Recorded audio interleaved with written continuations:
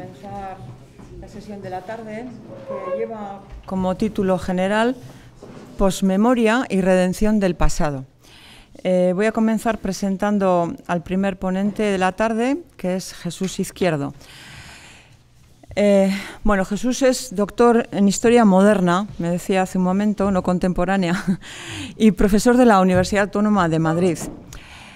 Su vida académica e intelectual ha discurrido durante estas dos últimas décadas en varias universidades y centros de investigación, tanto nacional como extranjero. Ha pasado por la Universidad Autónoma de Madrid, por la UNED, la Universidad de Murcia, Leicester University, la Universidad de California de Los Ángeles, la Universidad Erlangen-Nürnberg, Consiglio Nazionale del Ricerche, por Flaxo en Argentina, Universidad Michel de Montaigne en Burdeos. Bueno, como ven, ustedes tienen un currículum y un recorrido realmente movido.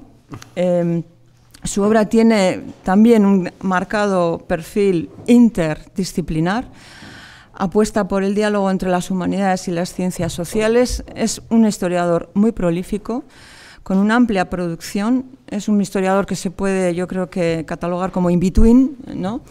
Ha publicado tanto artículos como capítulos del libro que, bueno, pues a través de los títulos van a ver ustedes este empeño por atravesar distintas disciplinas y por atravesar también distintas épocas históricas. Voy a citar algunas de sus publicaciones más recientes, en donde ustedes van a ver por los propios títulos la pasión por la historia y por el oficio que Jesús Izquierdo muestra. Bueno, como libros reseñables voy a citar La guerra que nos han contado, El rostro de la comunidad, El fin de los historiadores, pensar históricamente el siglo XXI. Es un libro que es un compendio en donde analiza los cambios que se han producido en las formas de enfocar el pasado dentro de las culturas modernas y sobre los efectos que esto ha tenido sobre los historiadores. Más recientemente, en formato de artículos y capítulos de obras colectivas, voy a citar algunas de ellas, como Distopía cainita, futuro, pasado y límites al cambio del proceso de transición, o otra, Poética de la historia, rehacer nuestro vínculo con el pasado después del 15M, o otra, Que los muertos entierren a sus muertos, narrativa redentora y subjetividad en la España postfranquista. Modernizar con la palabra antigua, usos modernos de viejos conceptos en el cambio agrario en la España de los siglos XIX y XX, o españolitud, la subjetivación de la memoria frágil en la España reciente, o otra, El poder de contar y el paraíso perdido. Bueno, como ven ustedes, su perfil es interdisciplinar, también se ha visto en su carrera docente, ha enseñado multitud de asignaturas diversas de historia económica, ciencias del trabajo, economía, empresa, no solamente en universidades españolas, sino también en muchas instituciones académicas latinoamericanas y europeas. Voy a señalar un último rasgo de su perfil, y es que dedica alguna parte de su tiempo a un proyecto de radio que lo he titulado Radio Círculo de Bellas Artes, con el fin de dialogar y poner en diálogo, como decía, el conocimiento experto y el no experto, con esta apuesta decidida que tiene por la extensión universitaria y democratizadora del saber y del saber histórico. Bueno, pues le voy a dar la palabra a Jesús Izquierdo y, como siempre, como antes quiero decir, va a hablar alrededor de unos 40-45 minutos y tendremos otro tanto para un diálogo cruzado con Jesús. Bueno, muchas gracias por esta sucinta y extensa, a la vez, presentación de quien no lo merece, creo yo, pero bueno, uno siempre está aquí en un mercado intelectual al que se somete, y esperemos que después de lo que os vengo a contar todavía sigáis riendo y no pongáis cara de qué ha dicho este tío, ¿no? La cuestión que quiero trabajar con vosotros hoy es una circunstancia, una cuestión que a mí me afecta mucho, porque me dedico en mi tiempo libre a trabajar con asociaciones de memoria histórica, exhumar fosas comunes, y tengo un cierto problema con los historiadores por el afán de tutela que tienen habitualmente con todo el trabajo de la memoria, entendiendo el trabajo de la memoria, el trabajo que se centra fundamentalmente en la memoria experiencial, ¿no? La memoria de aquellos que han padecido o los parientes que han recibido esa posmemoria, y cómo en cierta manera les afecta la disciplina, es decir, qué le pasa a la disciplina para, como dice Günther Zweiger, tengamos tanto miedo los historiadores a la hora de enfrentarnos a sujetos que pretenden memorizar o hablar del pasado o conocer el pretérito de una manera que no es exactamente la misma que la de la historiografía, pero que sin embargo suscita preguntas. La Z de Zweig tiene su interés básicamente porque, para empezar, como veis, él no es un historiador, él es un cineasta austriaco que le dio esta respuesta a Santos Juliá cuando Santos Juliá hizo ese tipo de exabruptos que suelen ser muy comunes en él, en contra de la ley de memoria histórica y en contra de la memoria en sí misma, por cuanto, como les pasa a muchos de estos popes, tienen un cierto temor a que se destabilice la autoridad con la que han disfrutado durante estos años, ¿no?, de transición, donde su relato parecía incolume, parecía perfectamente plausible. Y aquí tenemos pues a un director que critica, cosa que no veo en muchos historiadores, ni siquiera en gente de la memoria histórica, y que nos viene a hablar primero desde un lugar no disciplinado, que es lo interesante, es decir, aquí no tenemos a un historiador, ni siquiera un sujeto que trabaje sobre la memoria en sí mismo, sino alguien que está fuera de ese debate y que de alguna forma está poniendo en tela de juicio la cuestión básica de la altivez tutorial con que la historiografía, el historiador profesional suele abordar el mundo de la memoria, ¿no?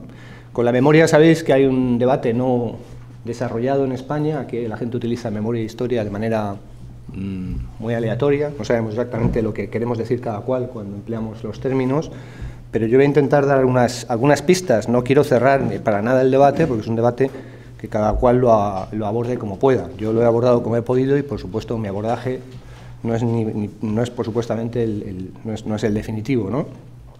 Lo que sí nos dice Zweig es algo tan relevante como que en España no hay básicamente un debate en torno a esto, y quizá este debate, podríamos añadir nosotros, tiene que ver con el hecho de que en España no hay judicialización de esa memoria de los represaliados del franquismo o de los heridos por un proceso traumático.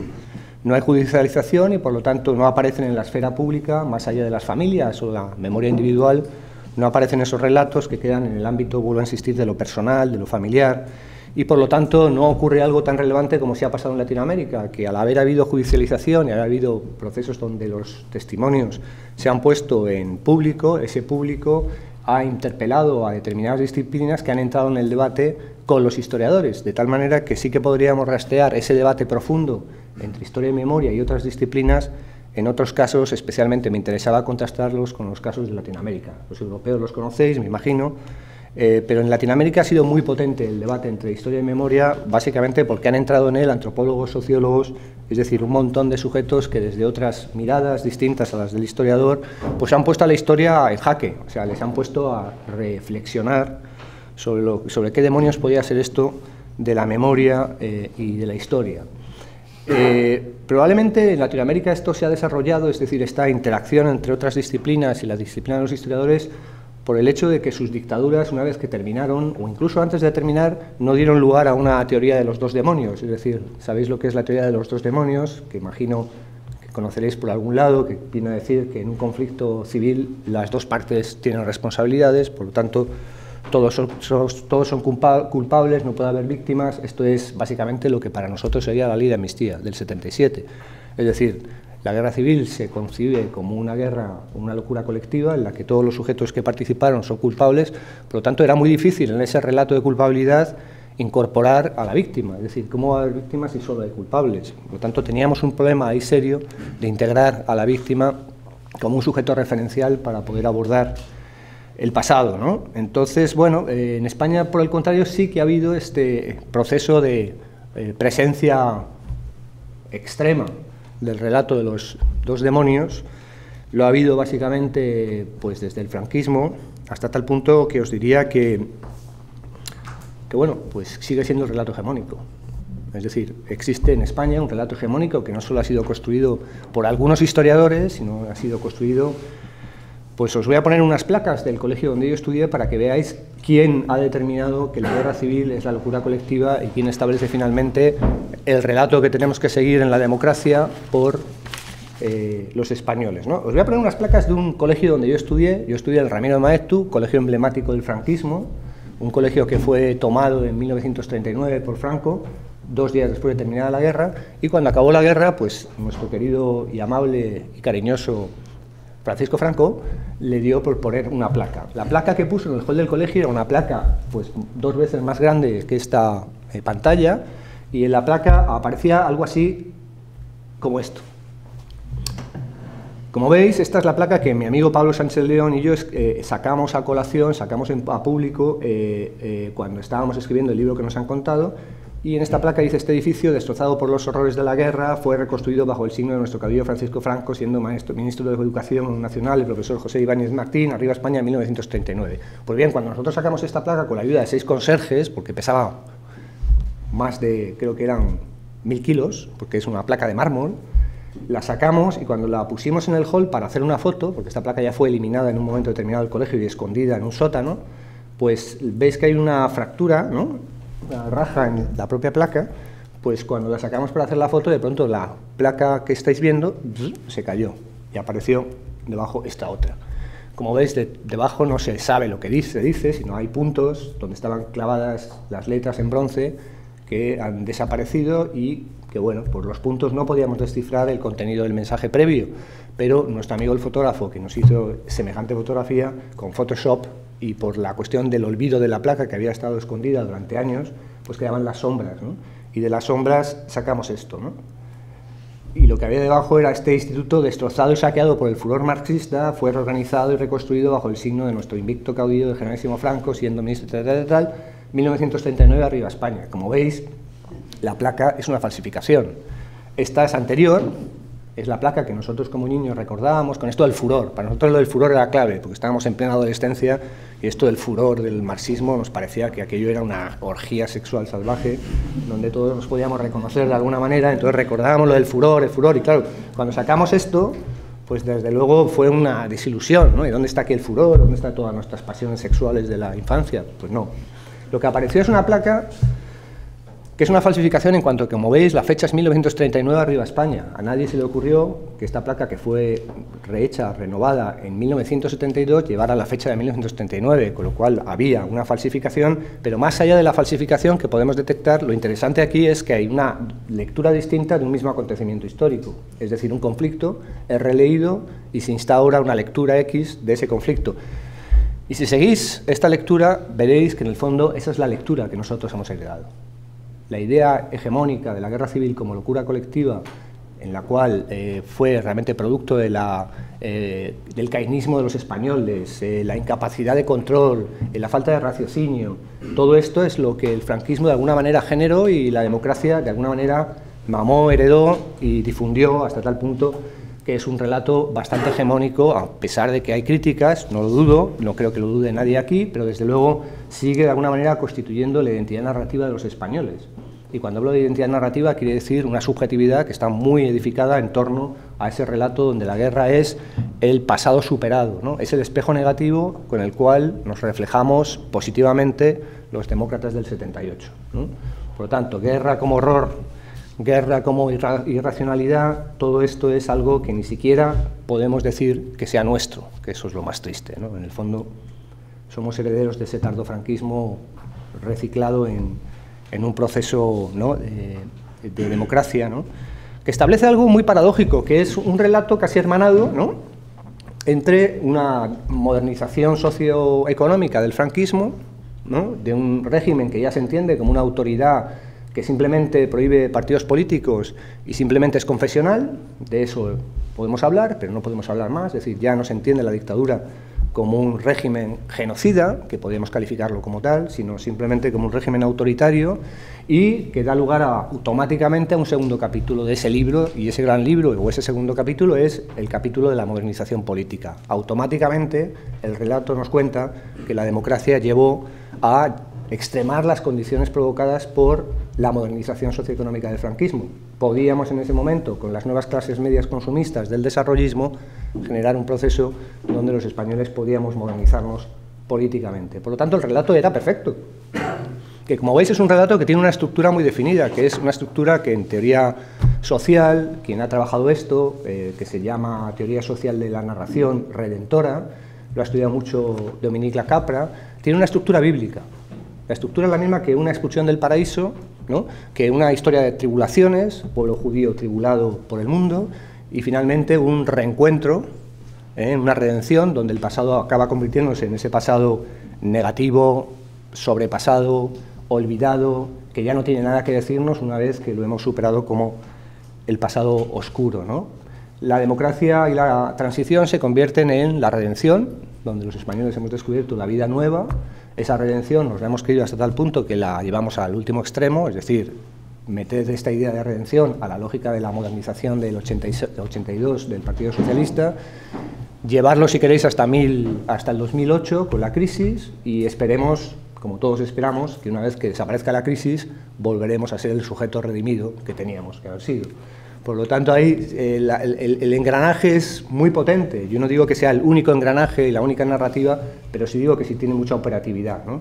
Y tiene mucha operatividad, para empezar, porque esta narrativa genera también leyes adicionales, entre ellas la ley de amnistía, que lo que hace fundamentalmente es excluir cualquier relación con las víctimas del franquismo simplemente como culpables. Una vez que hemos dicho esto, los españoles hemos redimido nuestra culpabilidad, no hay víctimas del franquismo y si acaso simplemente podremos hablar de una víctima, que es la víctima de ETA. La víctima de ETA en esta narración tiene sentido, en cuanto que ETA se considera dentro de esta narración como la organización que ha impedido de alguna manera la redención final. Por lo tanto, era fácil incorporar a las víctimas de ETA como víctimas y sin embargo era complejamente difícil incorporar a las víctimas del franquismo como tales, ¿no? Quedaban completamente excluidas, ¿no? Esto es un relato que, como veis, es un relato normalizado, es decir, genera una normalización de la historia española, especialmente una vez que nos incorporamos a la lógica de la modernización europea. Los europeos habían combatido el comunismo y habían combatido el fascismo, nosotros simplemente nos habíamos dejado llevar hasta alcanzar esa redención, ¿no?, después de la desviación. Entended que esta narración, que es hegemónica, es una narración básicamente no de conflicto, no es una narración ni siquiera histórica, es una narración básicamente moral, es decir, los españoles caminando por el derrotero de la salvación hemos ido encontrando el proceso lineal a partir del cual somos sujetos redimidos. Esto nos lleva al problema básico que os venía a contar. Si no hay víctimas, no hay posibilidad de judicializar el pasado, es decir, el testimonio queda recluido a la memoria personal, a la memoria familiar o a la memoria comunitaria. Por lo tanto, el testimonio no hace de artefacto que provoque al historiador a entrar en un debate de tipo más epistemológico, a una mayor reflexividad, sino entra el historiador fundamentalmente a intentar tutelar los movimientos nuevos de la memoria que empiezan a decirle al historiador: oye, ¿por qué no entras a trabajar cuestiones que tienen que ver con ese sujeto que nunca ha sido reconocido, con ese sujeto que ha sido parte probablemente de tu memoria democrática que no quieres reconocer? ¿Por qué no empiezas a entrar a analizar la guerra civil como una resistencia antifascista, con su violencia, indudablemente, violencia con sentido? ¿Por qué no entras a analizar que la transición se hizo como se pudo, pero también se hizo como se quiso? Porque es lo que siempre se nos cuenta, ¿no? Mi generación, que somos muy anti-narrativa transicional, se nos suele decir: hombre, es que la transición se hizo en los límites que podíamos hacerlo. Hombre, se hizo en los límites que se podía hacer, pero también se hizo en los límites que se quiso hacer. Por lo tanto, también hay una manera activa de querer hacer esa transición que mi generación, y probablemente vosotros como sujetos de la posmemoria, hayáis podido vivir de alguna forma, ¿no? Bueno, pues en este pueblo de desgobernados, de irracionales, de violentos, que se meten en una guerra civil, pues lo único que podríamos decir es: dejémoslos ahí fuera. Y de repente, pues bueno, este relato ha sido, de hecho, contestado, ¿no?, por una historiografía que ha pretendido cambiar algunas pautas de aquel relato. Desde luego ha habido críticas profundas al primer franquismo, todos habéis leído las críticas que se hicieron en los años 70 y 80 sobre la cuestión del franquismo anti-español, que luchaba contra anti-España, con esa lógica metafísica que había en ese primer relato. Hubo críticas factuales a cuestiones como, por ejemplo, el bombardeo de Guernica, que se celebra el centenario este año, ¿no? Es decir, hubo elementos donde se criticó aquel relato, pero desde luego lo que no consiguió la historiografía profesional, por motivos que yo quiero aducir aquí y quiero problematizar, lo que no hizo esa historiografía es entrar a convertir su conocimiento en un conocimiento social, es decir, un conocimiento que fuera público, que tuviera efectos sobre las narraciones y que tuviera efectos sobre las identidades narrativas de los españoles. Es decir, ahí estaba la historiografía, pero no llegaba socialmente.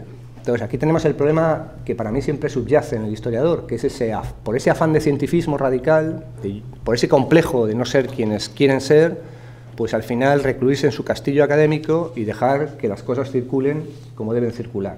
No sé si recordáis a Pío Moa y la gente revisionista en los años 2004 en adelante, donde esta gente tuvo una capacidad enorme de tener presencia pública, mientras los historiadores venían a decir, yo no entro en el debate. ¿Por qué? Porque no son historiadores. Y dices, bueno, entonces, ¿cuál es tu función social?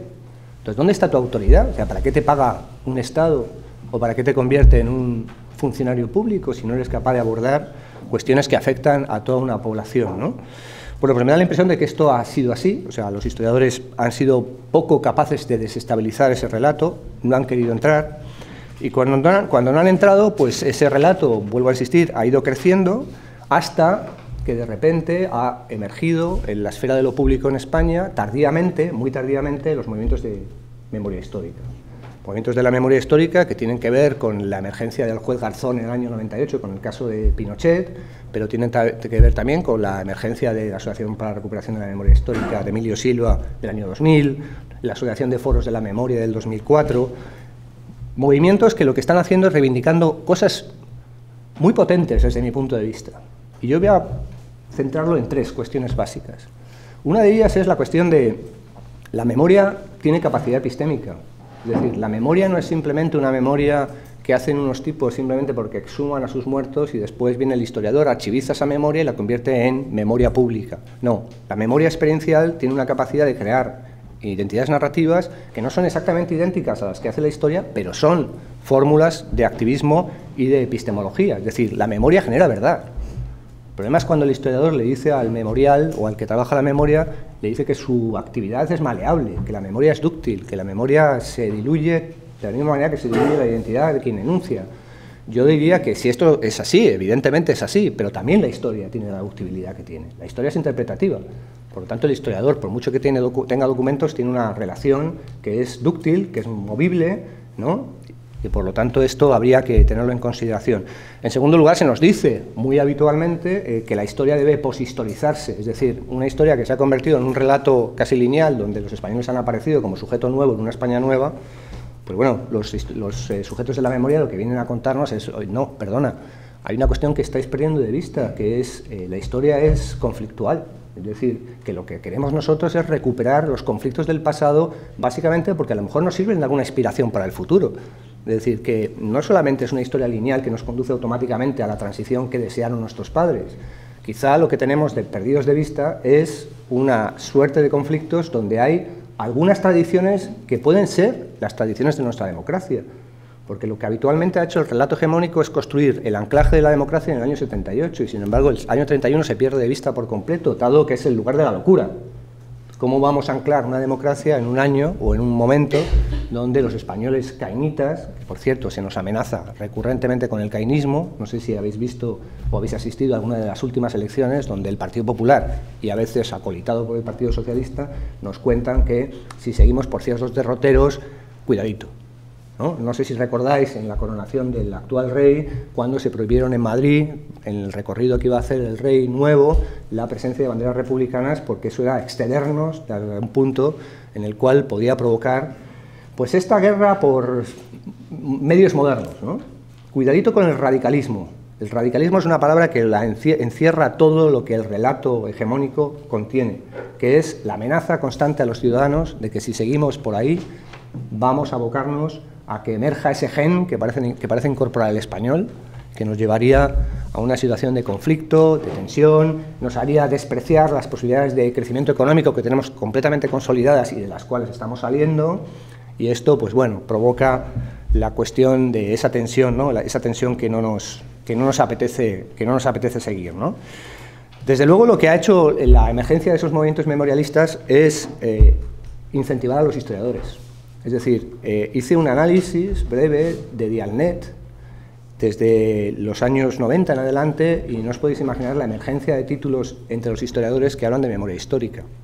Pues simplemente os puedo decir que si de 1990 a 1999 hubo 292 documentos que hablaban de memoria histórica, a partir de la década siguiente hubo 1704 y en el 2017, sin contar el 18, 19 y 20, había 1203. Es decir, hubo una suerte de explosión del concepto de memoria histórica en las investigaciones, pero me da la impresión de que si uno se las lee, es decir, lee esos textos, el debate desaparece. Es decir, simplemente me arremeto o arremeto contra un título que me viene bien, pero no me meto en la cuestión de la reflexión a la que esto me debería llevar. Es decir, ¿qué demonios hay de diferente entre la memoria y la historia? Y el tercer elemento de la emergencia de esos movimientos de la memoria es la cuestión de su politización. Lo que el relato de la memoria pretende básicamente es politizar la historia, es decir, algo que el relato hegemónico no pretendía. Ya estaba contada la historia, estaba perfectamente trillada, por lo tanto, ¿para qué meternos en cuestiones de politización? Y lo que quieren los movimientos de la memoria, además de concurrir en el mercado de las identidades y concurrir en el mercado de cómo se construye el pasado, cómo se edifica, es politizar ese pasado en el sentido que haya diferentes memorias que concurran con otras, que desestabilicen unas a las otras, es decir, de alguna manera que la historia sea ese lugar donde las memorias circulan, se desestabilizan, llegan unas a un punto de mayor estabilidad, pero hay otras que vuelven a desestabilizar y esto cambia, varía, muda, y lo que somos es esto, tipos que estamos constantemente construyendo relatos sobre la base de la desestabilización que esos relatos tienen. Ojalá siguiera esto así. Y además lo sabemos por una cuestión fáctica. Cada 10 años se publican en torno a 3.000 ejemplares, 3.000 libros, 3.000 artículos sobre la guerra civil. Y esto no es porque se abran nuevos archivos o porque se abran, yo qué sé, nuevos temas, es porque cambian las sensibilidades. Es decir, el historiador cambia de identidad y vuelve a ver su pasado y lo interpreta de manera distinta. Por lo tanto, siempre tendremos efectos narrativos diferentes con respecto a un pasado que parecía ya atado y bien atado, ¿no? ¿Todo esto a qué nos lleva? Pues nos lleva a acercarnos o a que os suene algo también al 15M. Es decir, el movimiento memorialístico en favor de los represaliados de la guerra civil se vincula directamente con el 15M. ¿En qué sentido? Porque el 15M es un relato que lo que pretende es desestabilizar también el relato transicional. Es decir, busca de alguna forma tensionar ese relato, romper con el relato de los padres, plantear que lo que se ha establecido en el 78 es una democracia del protocolo, una profesionalización de la política, un partidismo excluyente, una gestión mediática de la vida que nos lleva a un consumismo ensimismado y a un ensimismamiento individualista. Esto es lo que el 15M tiene en la cabeza. Os voy a contar una anécdota muy breve sobre esto, que tiene que ver en una manifestación en 2012 en Madrid. Me marché con unos amigos y de repente me encontré con 15 personas vestidos con una camiseta negra y que ponían su camiseta "Yo tuve", con el logo de YouTube, "Yo tuve derechos sociales y políticos". Y yo, muy ingenuo de mí, les pregunté, ¿y esto por qué lo lleváis y tal? Me dijeron, no, porque queremos hacer política con esto. Y ¿me podéis contar por qué? ¿Por qué habéis hecho este acto? Me dijeron, sí, te lo vamos a contar, pero con una condición: tú no nos lo vas a contar. O sea, yo les había dicho previamente que trabajaba en la universidad, pero me decían, yo soy un ciudadano, yo cuento mi historia. Porque pensad en esto, la historia es poder, porque el contar la historia de los otros es arrebatarle el alma al otro. Y esto es tan fundamental como que a veces se nos escapa. Parece que el relato de la historia es simplemente un relato de anticuario. Bueno, te cuento un pasado y se acabó. No, cuando alguien está contando la vida de un colectivo, de un individuo, estás arrebatando de alguna manera las posibilidades de que él se cuente de otra manera. Por lo tanto, hay un poder que está más allá de lo que un historiador habitualmente piensa, ¿no? O quizá lo piense demasiado y por eso no lo dice y por eso hace lo que hace, ¿no? Pero bueno,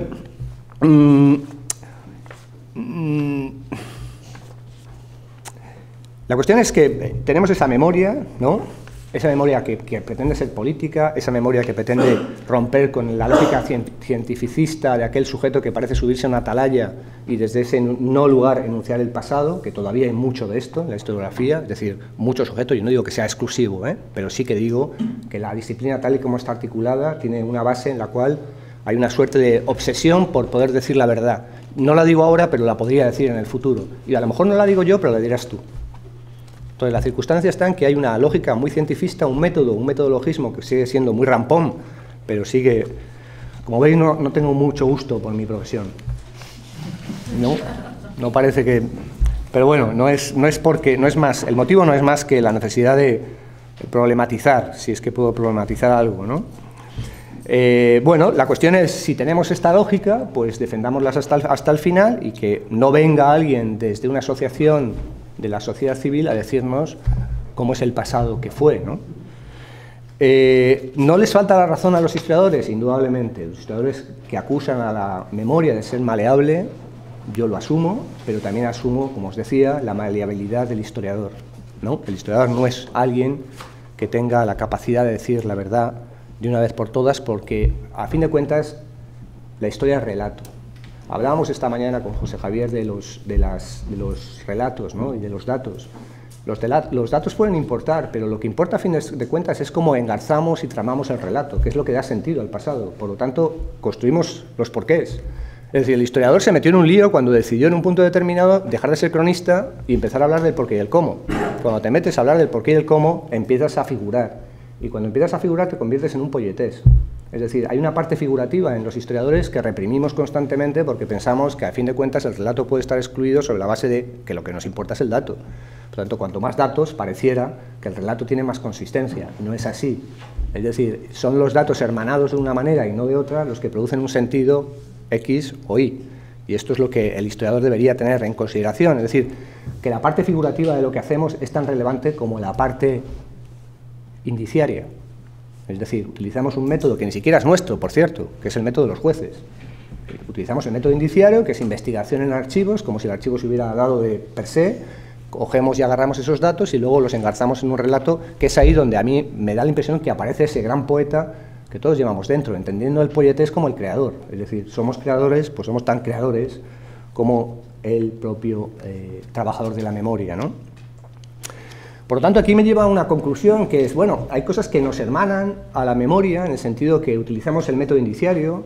Es cierto que la memoria utiliza la experiencia, la memoria experiencial, la utiliza en el sentido de esa primera memoria que uno tiene cuando tiene familiares o cuando ha heredado esa posmemoria, ¿no?, para hacer lo que hace, pero hay cuestiones que nos diferencian de ellos y probablemente la diferencia no sea epistemológica. Esto es lo que yo más me chirría, ¿no?, porque cuando el historiador te dice, no, yo tengo más capacidad epistemológica que un memorialista, yo le planteo, bueno, a lo mejor la diferencia no es epistemológica, a lo mejor la diferencia que hay entre ambos es una diferencia de tipo lúdica, es decir, lo que hay son juegos de lenguaje distintos, juegos de lenguaje, de ahí el concepto de lo lúdico, ¿no?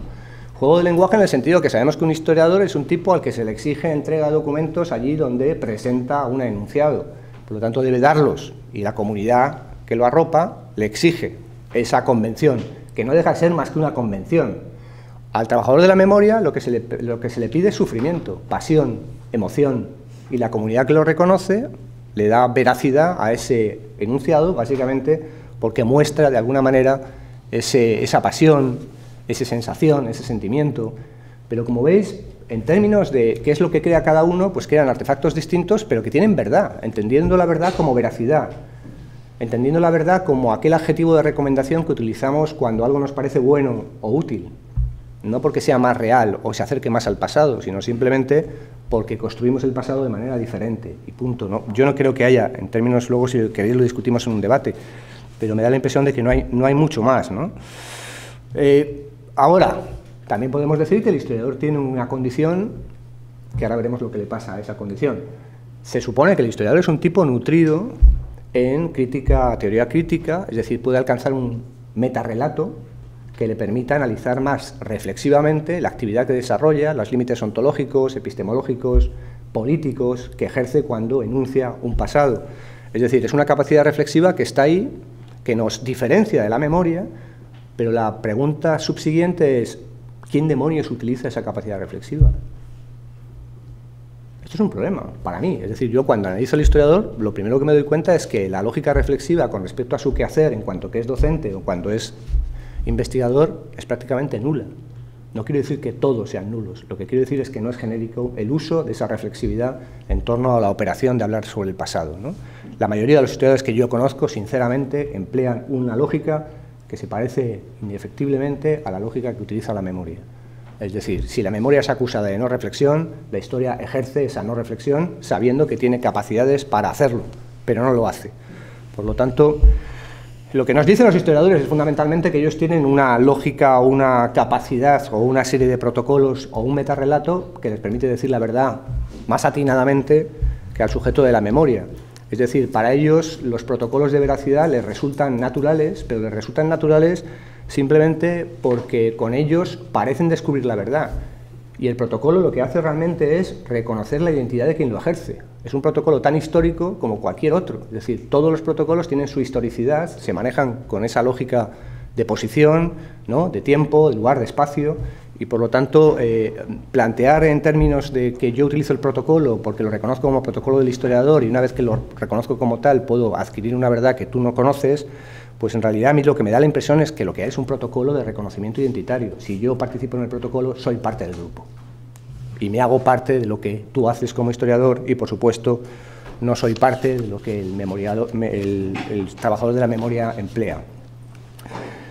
Gente que ha hecho aproximaciones más reflexivas al pasado y que haya entrado en debates sobre memoria e historia, pues ahí los hay. Ahí tienes Pedro Ruiz Torres, sujeto que ha empleado por activa y por pasiva el debate, ha entrado en él, Josefina Cuesta Agustillo, Gonzalo Pasamar.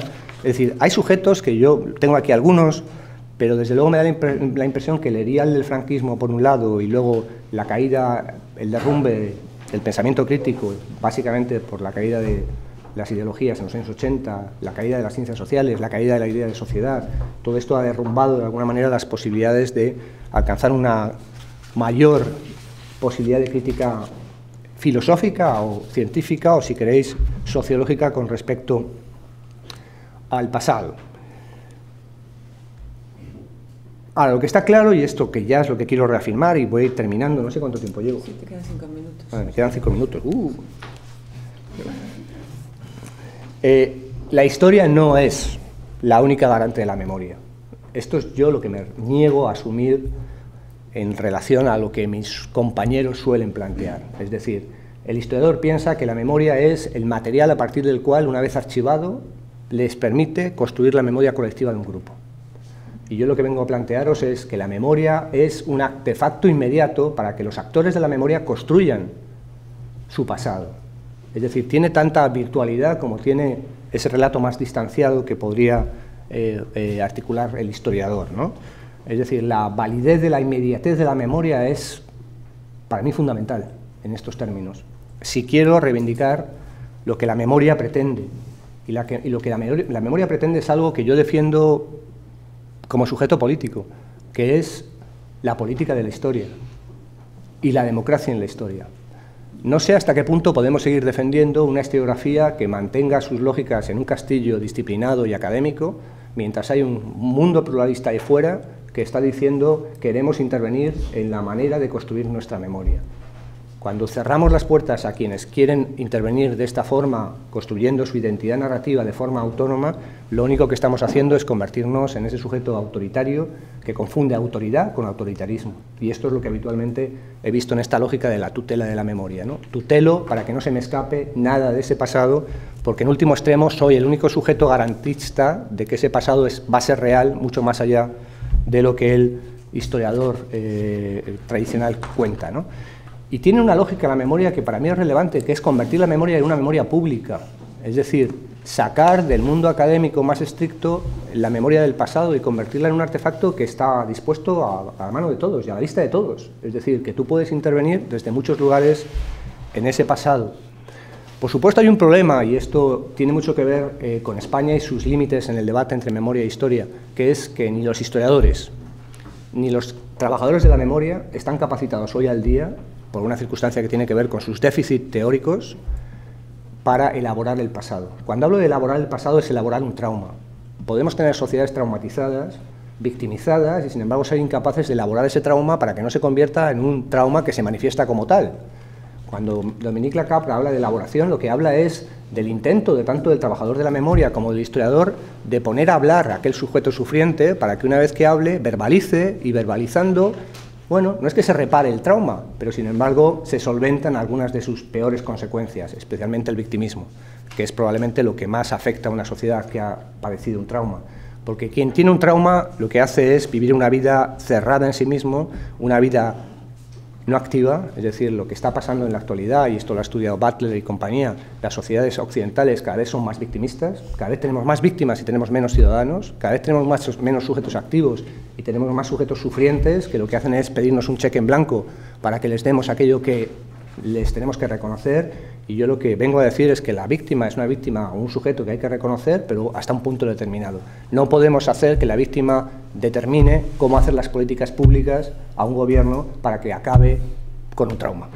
Esto Esto pasó con ETA, lo sabéis todos, es decir, la lógica del terrorismo de ETA fue tremendamente agresiva en esos términos, fueron las víctimas o las supuestas víctimas las que encaminaron a un gobierno a hacer lo que supuestamente no quería hacer, porque puede ser víctima, pero en eso no te capacita para resolver un problema político que tiene otras condiciones y otras lógicas, ¿no?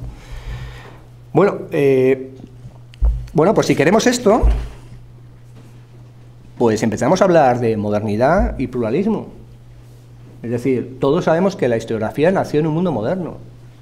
La historiografía nació sobre la base de generar un experto que nos dijera cómo era el pasado, y yo, fijaros, no creo que fuera una cuestión tanto debida a la circunstancia de que había que crear una historia pública sobre las naciones emergentes, sino emergió la historiografía profesional por el miedo de Occidente. Occidente se quedó sin Dios. Y se quedó sin Dios o simplemente arrinconó a Dios en un extremo. Se quedó sin fin de la historia. Teníamos un fin de la historia. Durante 1500 años tuvimos el fin de la historia del juicio final. Era perfecto. La esperanza de que el reino de Dios iba a llegar sobre la tierra. Era perfecto para nuestras lógicas. Lo que ocurre es que no sucedió. Y cuando no sucedió entramos en una lógica de desesperación. Y al final, en esa desesperación, llegó el momento del experto, estoy hablando ahora mismo de Bauman, un experto que nos decía cómo es la ética, cómo es la estética y cómo es la política. Es decir, tenemos a un sujeto que habla en nuestro nombre, nos arrebata el poder de contar sobre nuestro pasado, nos arrebata el poder de contar y hablar sobre nuestro presente y nos arrebata el poder de enunciar nuestro futuro. Una vez que hicimos esto, aparecieron esas filosofías de la historia tan optimistas, de las que esta mañana hemos hablado, filosofías optimistas que nos hablaban de la posibilidad de generar nación, generar individuo, generar economía, generar mercado, generar emancipación, todo aquello que cuando lo pusimos en marcha pensando que eran leyes históricas y naturales, no construcciones sociales, sino descubrimientos humanos, si las seguíamos íbamos a tener la utopía convertida en realidad. El resultado fue el siglo XX. El siglo XX, desde luego, si le podemos poner un color, podría ser o el negro o el rojo. Es decir, pusimos en marcha aquellas filosofías y el resultado fue la catástrofe. Después de la catástrofe llegó lo que llegó, pues lógicamente una vida mucho más contingente, más abierta a posibilidades alternativas, más plural, y lo que tendríamos que ponernos a pensar entre todos es cómo conjugamos esa modernidad que nos habla de metafísicas, lugares comunes, centros de referencia, con otro mundo en el cual cada ciudadano parece y desea, y ojalá lo tenga, derecho para hablar de su futuro, de su presente y específicamente de su pasado. Gracias.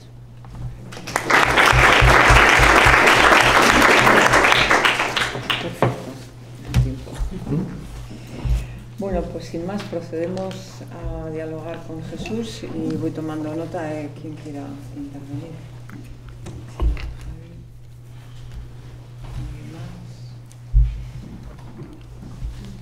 Venga, pues arrancamos. Javi y luego David. Bueno, casi por empezar el debate solo. Bueno, primero, muchas gracias por la intervención. La verdad es que ha sido magnífica, ¿no?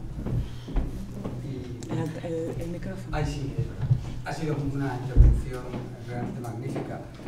Y la verdad que suscita, como a todos, pues, un montón de cuestiones, ¿no? Yo voy a... de las que me ha suscitado, que son realmente muy numerosas, ¿no? Y además aprecio también, digamos, como un mismo fondo de opinión sobre esta cuestión, ¿no? Pero, sin embargo, voy a plantearlo en forma más polémica, mi pregunta, ¿no? Fíjate, en este contexto neoliberal, uno de los fenómenos es un fenómeno de privatización, ¿no? De hecho, fíjate, cuando decías que cada vez había menos ciudadanos y más víctimas, es porque se produce este fenómeno que algunos le llaman las microagresiones, ¿no? En realidad, cualquier cosa que haces, hay alguien que puede decir, que me estás agrediendo, ¿no? O sea, se produce un fenómeno, esa extensión de la victimización es porque se produce un fenómeno de esta microagresión, ¿no? ¿No te parece que igual, quizás dentro de este desarrollo de la memoria, hay también un fenómeno de privatización? En este caso es de privatización de la experiencia política. En lugar de ser una experiencia colectiva, es una experiencia privatizada, que es la memoria de un individuo concreto. Porque fíjate que tú todo el rato has estado hablando de memoria, pero no hablabas de memoria colectiva, ¿no? Sino de memoria solamente. Parecía que era la memoria de un individuo. En ese caso entiendo que sería un proceso de privatización. Y luego, por otro lado, a pesar de que en ese debate, y lo dejo claro por si acaso, ¿no? En el debate de historia de memoria, yo me colocaba, ya te digo, digamos desde el mismo punto de vista en principio. Sin embargo, Sin embargo, creo que la oposición binaria tan extrema que se ha establecido entre memoria e historia en realidad no se sostiene, ¿no? Además, fíjate que en tu intervención ha habido todo el rato como había, y ha quedado creo que así de forma estética, ¿no? Por un lado están los historiadores que son tan chungos que ni siquiera reflexionan sobre su propio trabajo, y luego por otro lado está la memoria como un conjunto de virtudes, ¿no? Yo no creo que se sostenga esa visión tan dicotómica. Entre otras cosas, no se sostiene en una concepción de la historia, por ejemplo, que intente la historia de la experiencia, que ya introduciría la memoria. Pero es que, desde luego, y por lo menos por lo que hace a nuestro grupo, como la historia oral es una parte fundamental de la labor de nosotros como historiadores y una parte fundamental, por lo menos, de nuestro equipo, ¿no? Pues tampoco veo, porque precisamente, en todo caso, la historia oral sería un espacio intermedio.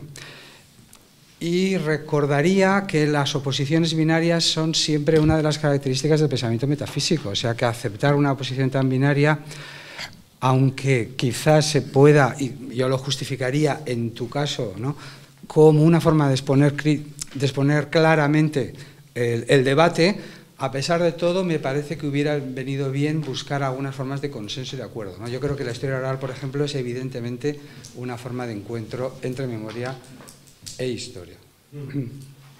Bien. ¿Respondo ya? Sí, lo que tú quieras, sí. Venga, pues sí. ¿Sí? Bueno, pues respondo ya. En principio no es una cuestión de fenómeno privatista, es decir, la cuestión, a mí lo que me interesa son las memorias, ya sean memorias personales o memorias colectivas. Lo que me interesa es que el ciudadano tenga capacidad de abordar su pasado sin la tutoría del historiador profesional, porque en el fondo es cierto que hay binarismo en mi exposición, pero por una cuestión expositiva, es decir, las transferencias son enormes. Es decir, la gente de la memoria trabaja con el método indiciario, compara memorias y establece esa lógica. Indudablemente el historiador también pretende de alguna manera construir esa memoria de alguna forma, ya sea individualmente o colectivamente. Lo que me da la impresión es que cuando el historiador pretende esto, concibe que la memoria de los ciudadanos, es decir, la historia rural, se archiviza, y una vez que se archiviza se convierte en el referente a partir del cual yo como historiador elaboro la memoria tal cual es, porque tengo la capacidad de contarte mejor que tú lo que te ha pasado. Es decir, para mí el problema de las memorias, y participo muy mucho con lo que hace Lorenzo Fernández en Las Voces de los Otros en Santiago, está muy bien recoger memoria oral, ¿no?, historia oral. Lo que pasa es que la circunstancia está en qué lugar dejas al que quiere testimoniar construyendo su relato a partir de su propia experiencia o a través de su propia posmemoria, que se da también. Entonces, es esa lógica de intentar captar, de alguna manera, a aquel que enuncia sobre la base de ¿tú estás autorizado para esto? Es decir, yo creo que tiene que ver con el nacimiento de la propia disciplina como la autoridad únicamente reconocida como para hablar del pretérito. Entonces, lo que me da la impresión es que los movimientos ciudadanos, con los que trabajo muy habitualmente, lo que me cuentan y lo que ellos dicen, estamos hartos de los popes. Estamos hartos de que se nos llegue una exhumación y llegue el historiador de turno y me diga qué es realmente lo que pasó, o que lleguen a un pueblo donde ha habido represión sistemática y te diga el historiador de turno, la memoria de la represión la hemos mantenido los historiadores, y lo que esta gente te dice, no, perdona que te diga, la memoria de la represión en el lugar donde yo estoy la enunció X personas y la han mantenido de una forma u otra esos sujetos que lo están enunciando o lo están contando. Esto me estoy refiriendo al libro de Pedro Piedras, La Siega del Olvido, donde hace un relato excepcional, excepcionalmente bueno, además desde una lógica muy heideggeriana, muy metida en la teoría pragmatista y en la teoría heideggeriana, básicamente, donde él reivindica que fue su tío abuelo quien, haciendo listas que él enuncia en el libro, mantuvo la memoria de aquello que nadie quiso trabajar. Es decir, ni fueron historiadores a ese lugar a indagar sobre lo que sucedió, ni fueron las propias víctimas, muchas de ellas avergonzadas por un pasado en el cual no se reconocían, porque pensemos que 40 años de dictadura hace que muchos victimarios comulguen con las víctimas, y por lo tanto en España no solamente hay un proceso de miedo a un genocidio, si empezamos a hablar ya del franquismo como genocida, que podríamos empezar a hablar, y quiero decir con esto no es que el pasado franquista sea genocida, es que enunciarlo como genocida tiene implicaciones distintas a enunciarlo como represión política, tiene consecuencias muy diferentes. Pero en ese pueblo, que yo lo utilizo mucho ese texto porque me parece fascinante, en ese pueblo lo que se demuestra que no solamente es el terror el que acalló a una población traumatizada, sino la vergüenza de no poder enunciar que tú has colaborado con el victimario durante 40 años. Bueno, todos esos traumas, porque son traumas en el fondo, ¿quién los solventa? Mi problema es, ¿lo solventa el historiador? Creo que no. ¿Lo solventa un trabajador de la memoria? Tampoco. ¿Por qué? Porque no estamos todavía en el plano que los argentinos y chilenos sí han desarrollado, que es entrar en conexión con otras disciplinas, desde el psicoanálisis, pasando por la psiquiatría o acabando en actividades que un historiador no reconocerá como válidas porque sentirá que son impracticables. Yo lo que digo es que sí. Es decir, dependerá del grado de necesidad que tengas para conectar con otras maneras de mirar el problema y darle solución al asunto. Por lo tanto, no es que yo establezca, si yo hubiera seguido más mi exposición, las transferencias son amplias. Lo que sí me gustaría, y lo que trataba de hacer aquí es hacer una distinción entre ellas para detectar quién está intentando tutorializar a quién. Y que tiene mucho que ver con la lógica autoritaria, o si queréis, no, de autoridad, que la disciplina sigue teniendo sobre los ciudadanos. Es decir, lo que tenemos en este país es muy poco pluralismo, mucha lógica de autoridad, mucha lógica académica, muy poco reconocida en el fondo, porque en el fondo todos lo sabéis, podemos salir del mundo académico e encontrarnos con nuestros estudiantes que dicen ¿qué demonios ha contado este tío? Porque a partir de la puerta de la facultad, lo que tú me has contado, no me lo creo. Ahora, cuando esto sucede a un nivel de trauma, es decir, de poblaciones traumatizadas, que no quiere decir solo las víctimas del terrorismo franquista o las víctimas de ETA, me da igual cuáles sean estas. Cuando esto sucede y hay un trauma, la cuestión es cómo no nos ponemos a dialogar con disciplinas distintas y con ciudadanos diferentes para poder dar alguna solución, que no quiere decir una solución definitiva, sino un abordaje distinto a lo que está sucediendo. Entonces es cuando yo ahí me encuentro con la necesidad de hacer dicotomías para poderme situar. David, luego Edu y Miguel, los tres, en ese orden. Sí, yo voy a ser súper breve porque creo que hay muchas cosas además que voy a comentar ahora en mi intervención y que van a surgir y van a dialogar bien, ¿no? Pero sí que cuando hablabas de todo esto de la historia del siglo XX y el trauma y tal, me venía todo el rato a la cabeza una frase que era un eslogan de mayo del 78, ¿no? Que era el eslogan de todos somos judíos alemanes, ¿no? Y más allá de lo que parece que sea una especie de broma de mal gusto que se permitía a la gente, yo creo que sí que tiene un sentido en tanto que ese siglo XX traumático encarnado en el Holocausto, ¿no? Que el Holocausto es a la historia universal lo que la Guerra Civil es a la historia española, o sea, es el pasado doblemente traumático, traumático por violento y traumático porque se quiere poner una distancia con respecto a él y traumático porque es inasible y nunca va a poder haber poesía después de Auschwitz, como decía Adorno y tal, ¿no? O sea, hasta qué punto no hay como... O sea, porque aparte el trauma al final se caracteriza precisamente por el silencio, por la incapacidad de vertebrar narrativamente esa experiencia, ¿no? O sea, y a mí, por ejemplo, la cámara me gusta mucho, pero en esta parte del trauma, cuando plantea que el historiador, la historiadora tiene que ser una especie de psicoanalista capaz de lidiar con el trauma de la gente, pues ¿cómo vas a lidiar con el trauma si al final... O sea, mi intervención va a ir un poco de eso, en realidad, ¿no? Cómo lidiar con una experiencia traumática, más allá, precisamente, de esa voz de víctima, ¿no? Porque si no, al final, seas víctima de lo que sea, vas a tener un lugar de enunciación que es solo el de la víctima y que solo va a poder remitirse a esa experiencia traumática que remite al silencio de la violencia, al final. Y no sé hasta qué punto eso, ¿no? No es preocupante, de algún modo, vivir en un mundo en el que el único lugar de enunciación que puedes tener es el de víctima. Sí, yo estoy de acuerdo contigo, pero la víctima, es decir, la identificación de un sujeto que ha aparecido como víctima es un primer paso. La cuestión es cómo no caer de víctima a victimizado. Y la actividad básica psicoanalítica es verbalizando. Es decir, si tú le arrebatas a un sujeto la capacidad de narrar su propia historia, porque su historia está truncada en cuanto que tu yo ha sido destruido en términos de un genocidio que produce estructuras yoicas rotas, quebradas, donde el sentido de tu pasado desaparece, en cuanto que simplemente ha sido un sujeto violentado, pues lógicamente ese sujeto no puede verbalizar nada, y si no verbaliza nada, la victimización está dada.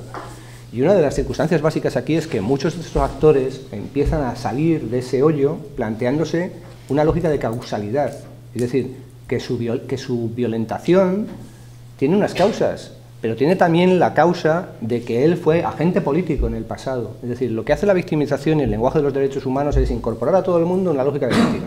Y sin embargo no dar pie a que esa víctima pueda buscar o enunciar o ser ayudada a enunciar la causalidad o la capacidad de agencia de un pasado, es decir, politizar a ese sujeto, que es lo que habitualmente no se nos cuenta, ¿no? Es decir, te sale la típica hija de un muerto del 36 y te dice, mi abuelo que fue muerto sin haber hecho nada. Esa es la lógica más clara en la cuestión de las víctimas.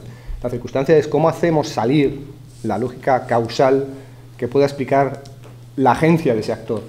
El actor es un actor, por lo tanto no puede ser simplemente sujeto sufriente, es algo más. Entonces, de alguna manera tendríamos que empezar a hermanarnos con otras lógicas en las cuales el pasado, ya sea porque lo enuncie el historiador, que yo no estoy renunciando a que lo enuncie el historiador, lo que estoy diciendo es que el historiador lo enuncie con otros actores sociales. Es decir, no prescindir de los actores y los ciudadanos a la hora de hablar del pasado, porque si el ciudadano puede hablar del presente y del futuro, ¿por qué no puede hablar desde el pasado, o del pasado, perdón, enunciándolo con maneras que no son exactamente equiparables a los de un historiador? Y esto me suele ocurrir porque los historiadores en general han tenido una reacción muy agresiva contra los movimientos de la memoria histórica. Yo trabajo mucho con ellos y estoy aquí representándolos por primera vez en mi vida, que conste. He sido muy crítico con la lógica de la victimización y tal, pero también digo qué razón tiene Emilio Silva cuando me dice estoy hasta el moño, por no utilizar otra expresión, de cómo operan los Santos Juliá y compañía en cuanto se les dice algo de los ciudadanos quieren hablar sobre lo que les ha pasado. Entonces, ¿dónde queda la posibilidad de enunciar un pasado por parte de un actor social que es un ciudadano sin que necesariamente sea un ciudadano profesional? Entonces, es una cuestión de la profesionalización de ciertas actividades sociales que elaboramos y ejercemos cotidianamente sin ser conscientes de los efectos que tienen, ¿no?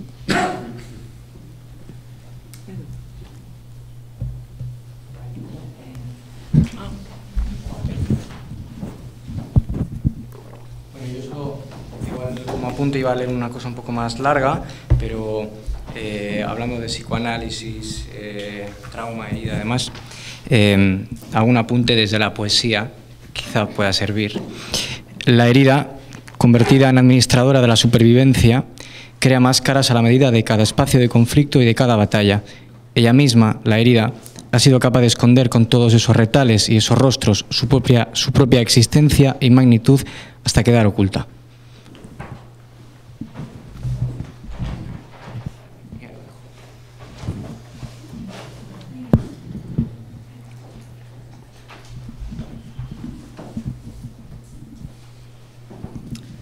Hola. Bueno, muchísimas gracias por traer el debate sobre la relación entre la memoria y la historia. Tal y como yo lo veo, creo que uno de los problemas con los que nos enfrentamos es que cada una de ellas tiene una entidad diferente, tiene una naturaleza diferente. La historia, esta mañana hemos estado hablando, es un artefacto, es un dispositivo de poder. Es un dispositivo de poder unido con muchas cosas, ¿no? Es una academia y es una legitimación de un relato que hemos convenido en cómo se realiza, etcétera, etcétera, ¿no? Sin embargo, cuando hablamos de la memoria, estamos hablando de la vida. La memoria es una facultad humana que las personas utilizan para sobrevivir. A veces sobrevivir significa ocultar, a veces significa callar el trauma, a veces significa gritar, a veces significa demostrar la rabia. Es decir, está unido, tú decías, ¿no?, a sufrimiento, pasión, emoción. Decías, estabas hablando de la vida, ¿no?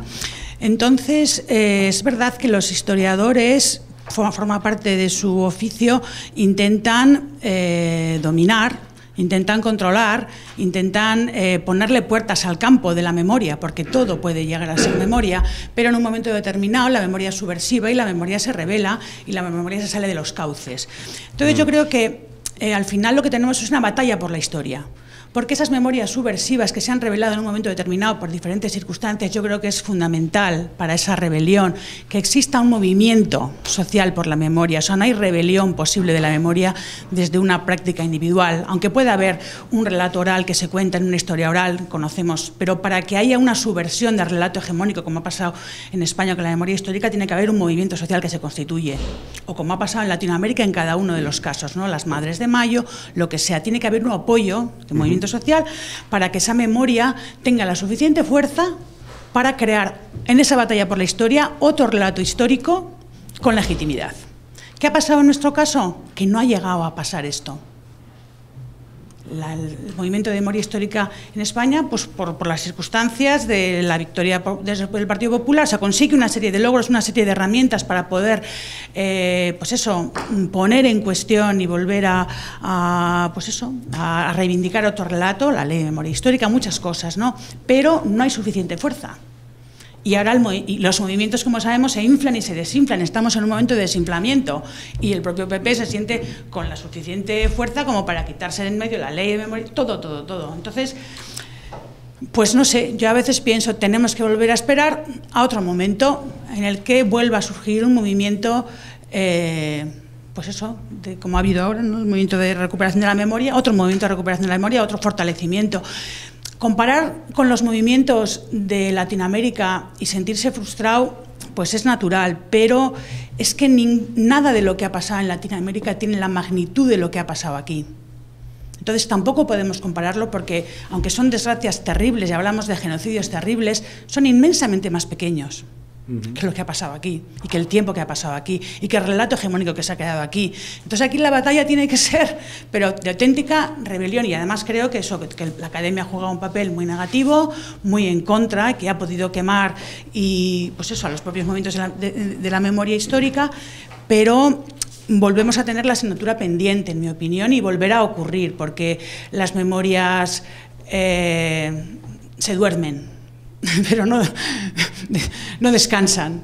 Pueden volver a aparecer dormidas, pero volverá, yo creo que a haber otro movimiento, otro momento en el que se pueda volver a deslegitimar pues esto que ahora parece que se está cerrando de una manera triste, diría yo, ¿no? ¿Respondo? Sí, absolutamente de acuerdo contigo. La cuestión es que a veces uno se plantea, cuando compara Latinoamérica con España, que la distancia no se lo olvida. Es decir, nosotros tenemos más distancia con respecto a los procesos genocidas que nos han abocado a lo que somos, y sin embargo no tenemos más capacidad reflexiva. Siempre se nos dice, bueno, cuanto más distancia tengas con respecto al pasado, más posibilidades de distanciamiento, más capacidad reflexiva con respecto a él y más elaboración del pasado. Sin embargo, tenemos ahí una Argentina que en el 2005, ni siquiera habiendo terminado la dictadura, hacen una borradura completa de su ley de amnistía. Sin embargo, nosotros no. Y lo que tiene que ver con esto es que no es que el pasado nos haga tener más capacidad, ¿no?, de reflexión por cuanto ese pasado es más anterior, sino que es que la presencia de un relato hegemónico construido desde el franquismo y asumido por la democracia es la que nos ha impedido que los movimientos de la recuperación de la memoria histórica cuenten por lo menos con un artefacto que sea clave para la reflexión, que es el testimonio como objeto judicial. Es decir, si no tenemos judicialización de los testimonios quedan arrinconados en la esfera de lo comunitario, lo familiar o lo individual. Entonces esto es un problema. Y luego, si tenemos a historiadores que reaccionan frente a esto desde un discurso absolutamente liberal, en el sentido de que el relato de la transición es el relato, y que combaten radicalmente al relato nuevo que pretendemos hacer la generación de los nietos de la guerra o los bisnietos de la guerra, que estamos desactivando como podemos esa lógica lineal, moral del relato transicional, planteando que los relatos tienen que ser construidos desde la base de la causalidad, desde la base del antagonismo, de los conflictos, intentando recuperar no las memorias como el sujeto víctima, que es simplemente el que se contrapone a la violencia, no, las víctimas de posibilidades abiertas para hacer sociedades distintas. Es decir, estoy hablando de las víctimas como agencia, las víctimas de los años 30 como sujetos que encaminaron nuestra historia por derroteros que luego fueron obturados, las víctimas de los movimientos sociales de los años 70, desde el movimiento vecinal, el movimiento feminista, al movimiento de la LGTB, es decir, movimientos puntuales que fueron instituidos, desactivados, pero que dieron lugar a situaciones donde, recuperadas en términos de inspiración, podrían dar lugar a nuevas utopías para nosotros. Entonces, yo esa es la cuestión que reivindico, es decir, a esos sujetos que tienen capacidad de enunciar su pasado, de ponernos sobre la mesa esas narraciones sobre el pasado y no utilizar esas narraciones simplemente como nuestro artefacto indirecto para construir el pasado, como historiadores profesionales. Esto es lo que a mí me molesta, la lógica de la archivización, ¿no? Esto que decía Casanova, ¿no? Nosotros archivizamos la memoria y una vez que la archivizamos, hablamos de ella. Los de la memoria no saben hacer esto, por lo tanto, mejor que simplemente nos digan oralmente lo que les sucedió, que ya nosotros lo incorporamos como archivo y una vez archivado somos los garantes del mantenimiento de esa memoria. Y esto es a mí, en términos de ciudadano, lo que me repatea. Lo que me duele de todo esto es que al final excluyamos a un montón de agencias que son incapaces de llegar a la esfera pública porque ya se encargan el Poder Judicial, el Poder Político y el mundo académico de tutelarlos o acallarlos. Sí, voy a decir un detallito corto. O sea, como la batalla por la historia no se resume, como lo hacen los historiadores, solo en archivar o hacer libros de historia, narrativas históricas, yo creo que es muy importante la batalla por la memoria pública, y entonces yo creo que esos duelos que están no cerrados y esas faltas de reconocimiento del sufrimiento del pasado se pueden cerrar con homenajes, con instrumentos que están en la ciudad, en el urbanismo, y que pueden ser motivos de reconocimiento. Luego, cuando salgamos de aquí, podemos ver lo que aquí se ha hecho, de lo poco que se ha hecho, que es la huella de la memoria que está ahí en Archanda. Entonces es una huella que ha hecho un escultor, y es la huella que ha dejado, la herida de la que hablaba Edu, que ha dejado pues el pasado en Bilbao. Entonces eso se puede ver desde todo Bilbao, estés donde estés, lo puede ver todo el mundo. Es una presencia constante de que aquí ha habido una herida, y entonces la interpretación pues queda al albur de cada uno como lo quiera interpretar, pero yo creo que sí ha conseguido cerrar la idea de que no hay reconocimiento de lo que pasó, porque es un monumento muy público. O sea, que se puede hacer más cosas que luego, pues ahí estamos muy disminuidos como historiadores, pues que hacemos libros. Se pueden hacer muchas cosas. Pues podríamos hacer otras cosas. Another pass is possible, ¿no?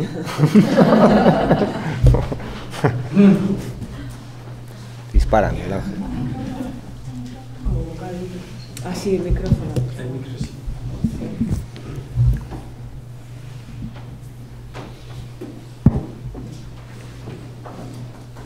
Bueno, yo parto de una coincidencia básica con el contenido de tu intervención y creo y comparto contigo la idea de que los términos en que planteas el debate. Es decir, lo que está en el fondo de todo esto es una reconsideración de la naturaleza epistemológica de la historia, hasta qué punto los historiadores producen verdad,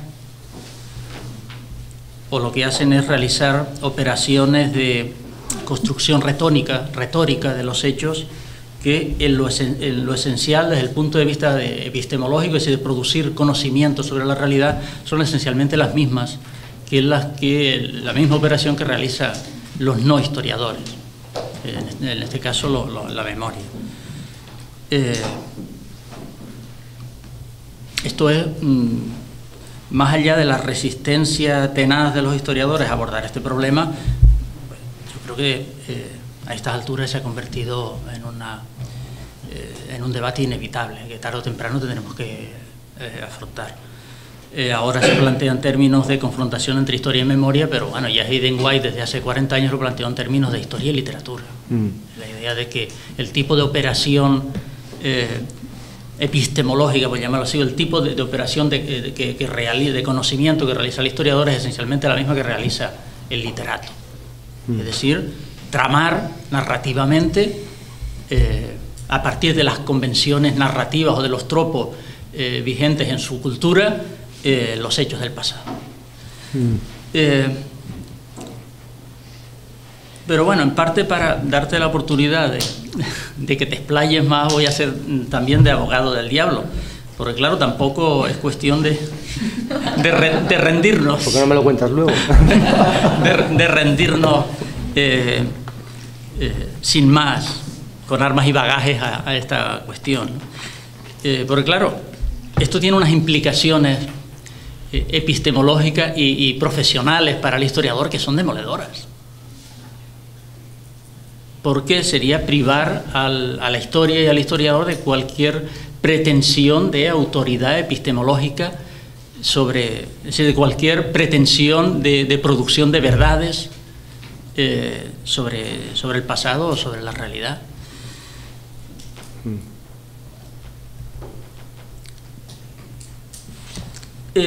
Por lo tanto, si yo te haría algunas objeciones. Claro, ¿en qué medida lo que haces es una especie de inversión del esquema? es decir, prives de autoridad epistemológica a la historia, pero da la impresión de que la transfieres a la memoria. Es decir, que la memoria tiene un valor, una cualidad de autenticidad, a lo mejor por la inmediatez, por el hecho de que el memorialista ha sido testigo o ha escuchado directamente el testimonio, que la historia no tiene. Y yo creo, ¿no crees que se puede correr el riesgo de idealizar la memoria al mismo tiempo que devaluamos la historia?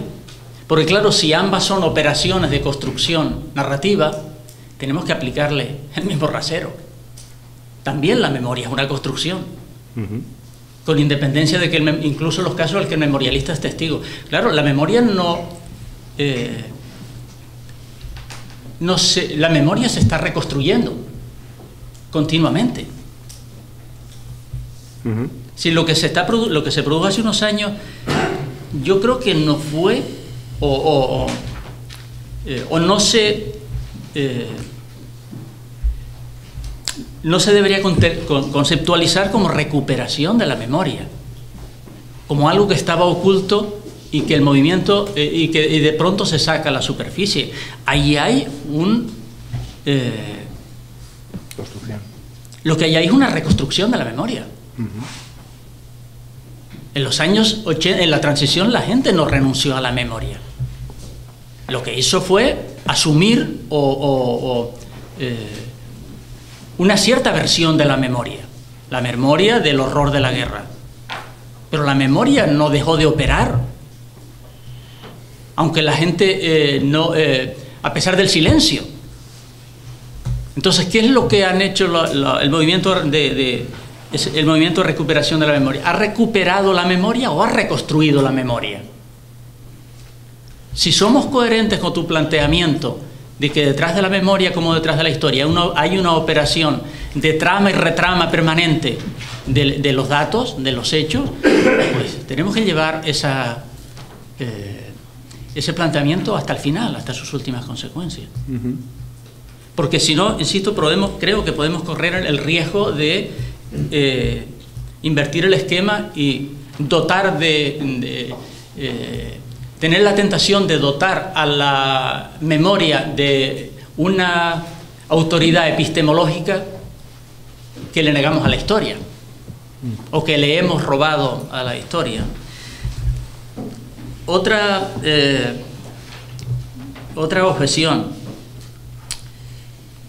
Yo creo que en la intervención que hacía Javier, yo creo que dio en el clavo. Es decir, yo he tenido la sensación al final de que tú lo que propones es que en lo que respecta a la memoria nos convirtamos en neoliberales. En el sentido de que cada individuo está legitimado para elaborar su propia memoria y que tenemos que, su propia versión del pasado, y que tenemos que aceptarla como tal.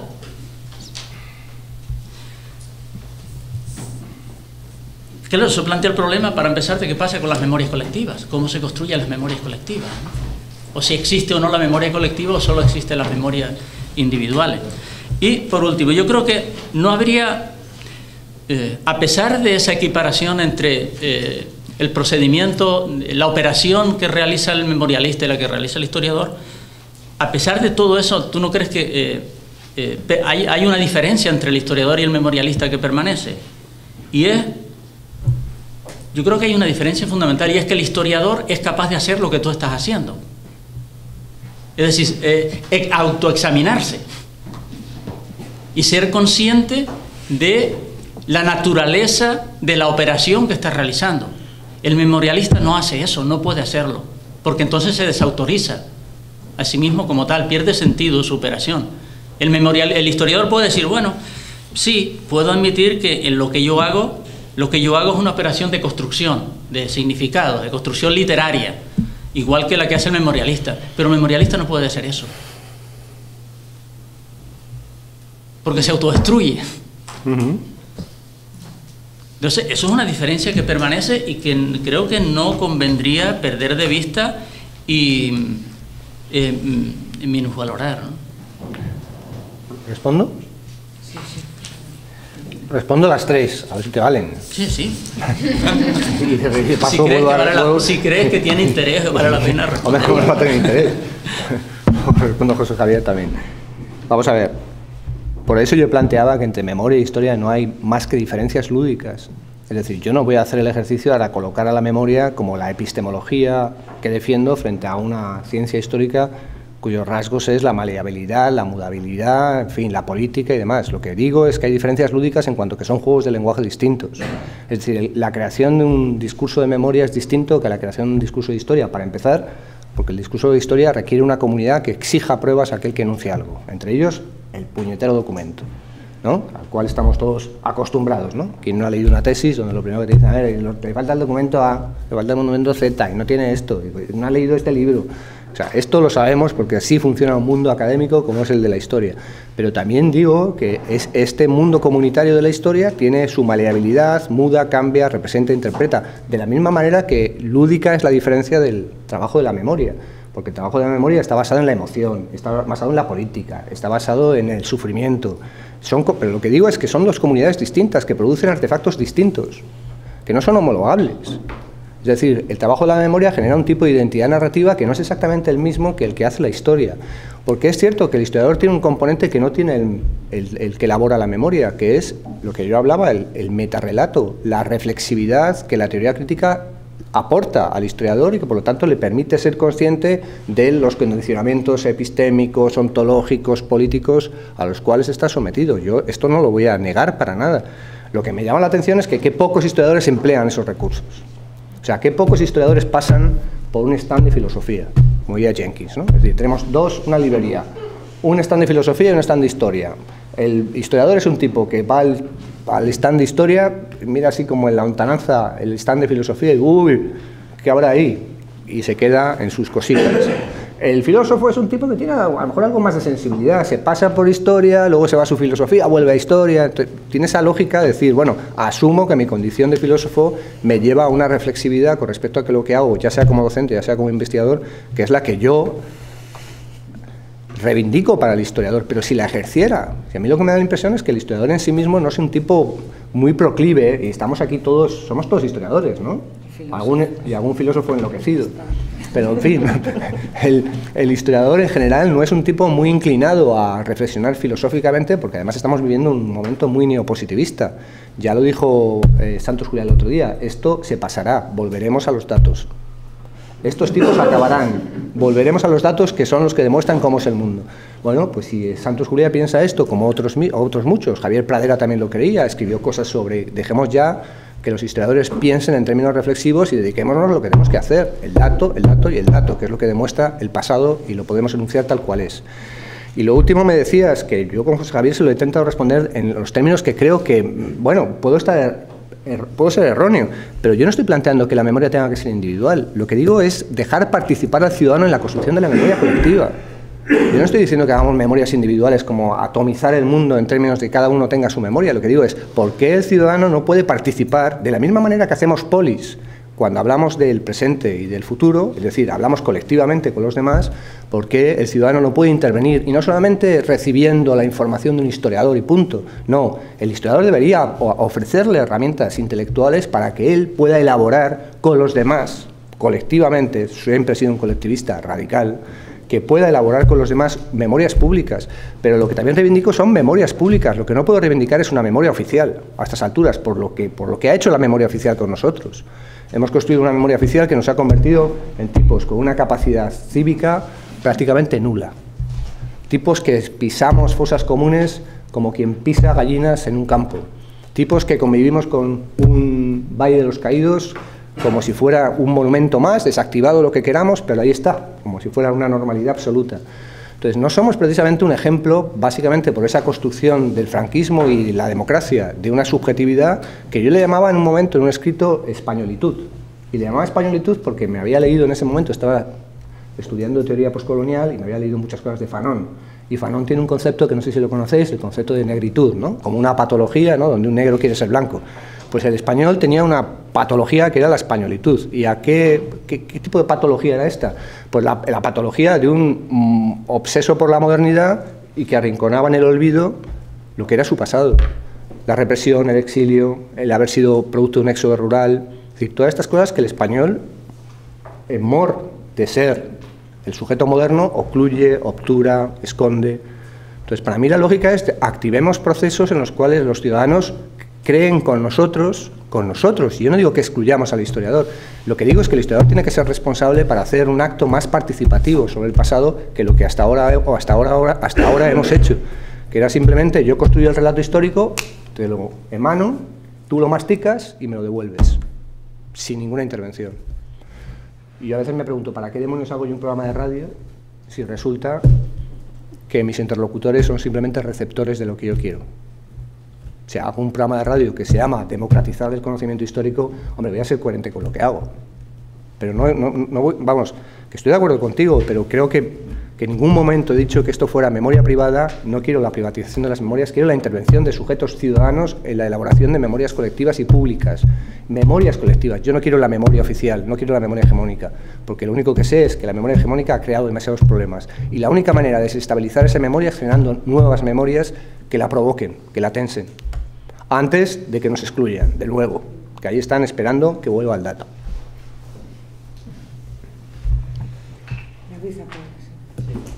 Igual también, por romper igual la lógica esta en la que solo lanzamos preguntas muy unidireccionales, igual por un poco de diálogo también con otras personas que están...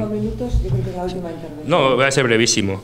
Me ha habido una cosa que ha dicho el profesor Cabrera que me ha llamado la atención, y igual también pues por romper el rollo este de todo el rato con el de arriba, ¿no? Y dialogar entre nosotros también, que está bien, ¿no? Y es parte de un seminario, ¿no? No sé si te he entendido muy bien, igual cuando has planteado que el memorialista no se le puede pedir que reflexione. Habéis dicho, o que no reflexiona, ¿no? Claro, yo pensaba, por ejemplo, en el Museo de las Víctimas de Bhopal, del desastre de Bhopal en India, que estuve con la tía que hizo el museo, y te puedo asegurar que si algo habían hecho antes de hacer, bueno, de hecho la museización, ¿qué es la museización si no es una reflexión muy cuidadosa sobre el modo en el que cuentas el pasado y cómo lo cuentas, ¿no? Y ella le explicó muy bien, además, cómo habían planteado el museo y cómo decía, no, es que en esta sala en la que entramos queremos que la gente experimente ira ante lo que ve, por tal, o sea, era una cosa súper reflexionada. O sea, muy reflexionada, ¿no? Y luego otra cosa, con lo de la privatización y eso, claro, y esto es completamente de formación profesional, ¿no? Yo hago historias de vida y yo tengo muy claro que la gente es experta en la historia de su vida. O sea, saben muchísimo más que cualquier historiador.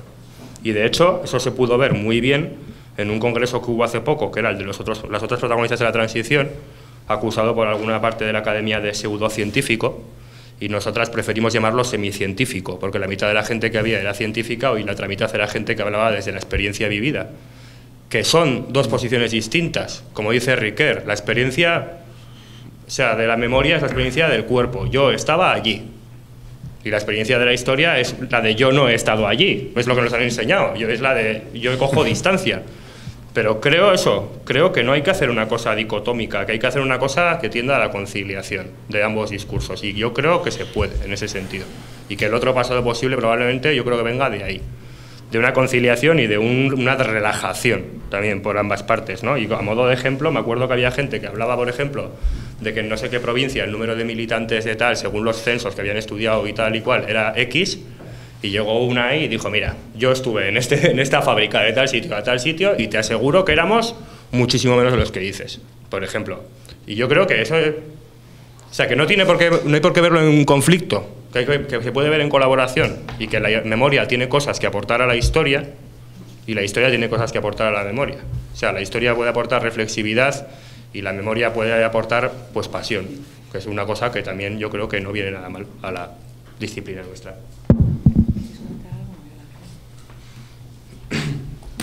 Bajamos aquí. No, Vale. diría dos cosas. Es decir, yo creo que se corre el riesgo, efectivamente, de invertir. Es decir, está más que estudiado desde hace muchísimo tiempo que cuando una persona reconstruye su autobiografía, está utilizando recursos retóricos, está organizando los datos de su vida en tramas narrativas preestablecidas. Es decir, atribuir ese nivel de autenticidad a la autobiografía con el argumento que yo soy el más que sé de mi vida, es relativo. La prueba es que las personas reconstruimos nuestra biografía a lo largo de nuestra vida. Pero yo creo que eso es una cosa de subjetividad, no es de autenticidad. Y que esos cambios, en vez de invalidar la memoria, lo que hacen es demostrar que es un ente histórico. Claro. Hace valer precisamente su historicidad. Sí, pero alguien que explicar. Claro, pero el que escribe o construye su autobiografía jamás admitirá lo que un historiador puede admitir, que él está utilizando, que no está hablando de la realidad o de su vida, sino que está utilizando tramas narrativas para organizar significativamente su vida. Mientras que un historiador sí puede alcanzar, como decía Jesús, ese nivel del metarrelato, de ver lo que hace desde fuera. El memorialista no puede, porque eso destruiría el sentido de su propia construcción autobiográfica. Es eso a lo que yo me refería. Y que ahí permanece una diferencia que no hay que menospreciar, ¿no? Pero yo creo que ahí seguimos viendo la memoria como un producto autobiográfico estilo Leyen. O sea, el pacto autobiográfico, ¿no? Se supone que lo que va a decir es verdad y yo grabo lo que tal críticamente porque es verdad. Pero yo creo que desde la teoría más literaria pura y dura postmoderna se ha demostrado hace tiempo que hay un componente de autoficción, un efecto de realidad, también en la historia. Mira, en eso se parecen la historia y la memoria. Pero que ese elemento de autoficción, el autobiografiado jamás admitirá ni podrá admitir que existe. Sí, porque entonces eso invalida su propia operación. Tú has leído Maus, el famoso cómic de Art Spiegelman que cuenta la historia de su familia del Holocausto contada con ratones. Y ahí, por ejemplo, el tío te coge en un momento una foto conocidísima de la deportación y les pone dos cara de ratones. Y dice, mira, esta es mi manera de y pone ahí a su padre el primero. Dice, este judío, que está aquí el primero con el uniforme y tal, este es mi padre. Y es un elemento completamente ficcional. O sea, la foto son ratones, pero a él le sirve para abordar, y tiene una posmemoria, pues toda una experiencia que él no ha vivido y que necesita abordar de un modo ficcional. Claro. Sí, únicamente un aporte en el sentido de la reconstrucción. Únicamente un aporte breve respecto a la reelaboración de la memoria por parte de las personas que la han vivido. Yo creo que un ejemplo interesante, magnífico, era de Dones del 36, mujeres del 36, que dieron testimonio de su vivencia de la guerra civil, del encarcelamiento, etcétera, etcétera, pero que crearon mujeres desde procedencias políticas que durante la guerra civil estaban totalmente confrontadas, crearon con un objetivo concreto el elaborar un discurso desde la cultura de la paz para transmitirlo a jóvenes, escolares, estudiantes, etcétera. Entonces esto es otro tipo de propósito. Y no sé, me parece que aquí intervención, o sea, control, coacción por parte de historiadores o historiadores, me parece que, en fin, en todo caso podríamos debatir el tema, ¿no? Entonces me parece que hay diferentes ejemplos, un poco lo que decía antes Miren, también maneras de construir o de hacer memoria de diferentes maneras, y no siempre desde esta perspectiva más binaria, quizás que tú has planteado, de control. También estamos hablando de otro momento histórico. Y otro ejemplo que se puede dar es los años 70, la recuperación de la memoria histórica de las mujeres de la guerra civil, o antes, y cómo esto devinó de enseguida una memoria colectiva por parte del emergente movimiento feminista. Entonces me parece que ese es un planteamiento quizás más complejo, depende del contexto también en el cual se realice, ¿no?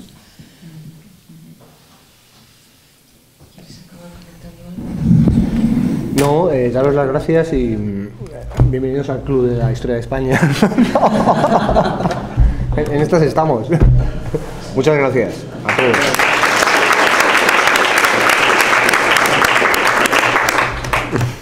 Bueno, pues ahora descansamos hasta la siguiente.